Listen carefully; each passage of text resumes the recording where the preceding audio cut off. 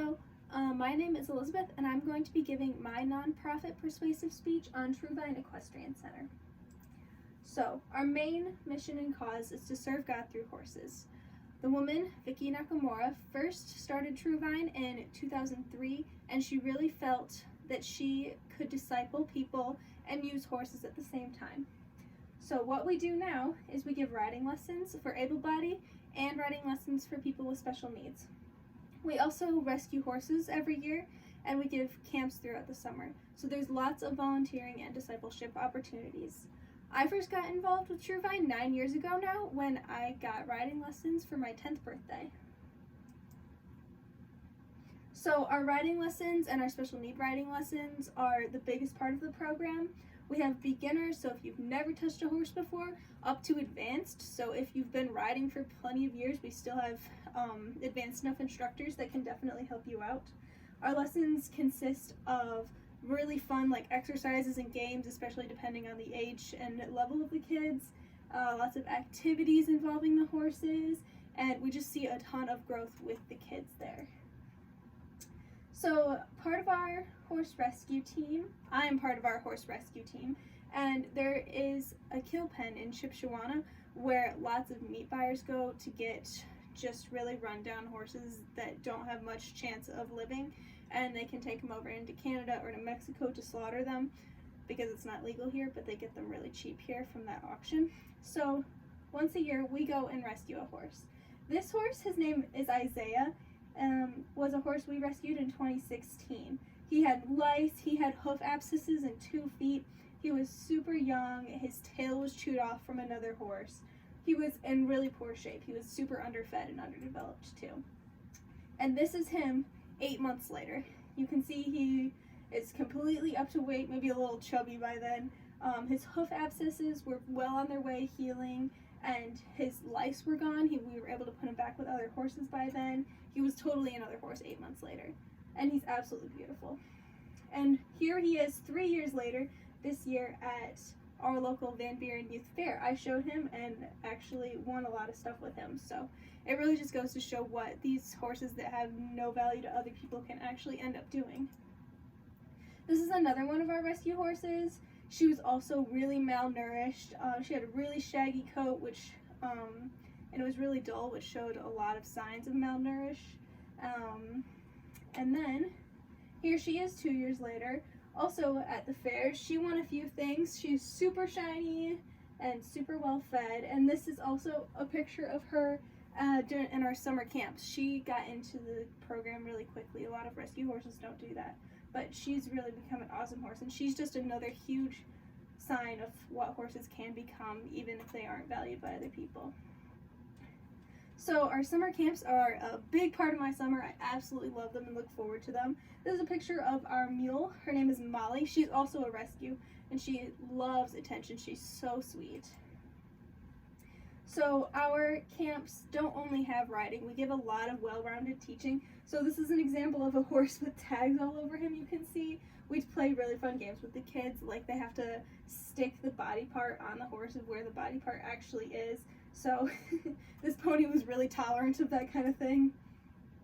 They learn and develop a lot of new skills. We don't just tack up the horse and throw them on there. You can see this little girl is learning how to groom and tack up by herself, and so they really develop a lot of skills like that. This is a picture of a game that we play. We always hide stuffed animals on the fences, and we make kids go up and reach over and get them. This is really helpful not only for young kids or people with coordination disabilities, but also just a lot of special needs people. These kind of skills carry over into their daily lives that don't have to do with horses, and it's just a lot of fun for them. This is another example of some fun games we play that just develop a lot of coordination and a lot of being comfortable around horses and being comfortable around other people.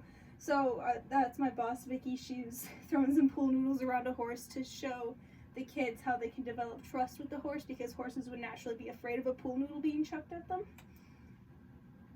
My boss, Vicky, also has this little pony. Her name is Snowball. She's so adorable, and they do tons of trick shows, and she takes her to nursing homes, which the old people absolutely love. And she does a lot of demonstration and a lot of showing how you can develop trust with another being, because she does a lot of stuff that a pony wouldn't naturally do. So in these demonstrations, a lot of people really learn about the relationships and the trust that you can develop with some other people, and a lot of kids really learn a lot from that. So ways you can contribute to our program. Social media is a big thing. It's a like on Facebook, sharing our posts, just getting the word out for other people is really great. We're always looking for donations. We also have group work days, so like youth groups and school groups can come out. There's always office work to be done, and then there's weekly volunteering.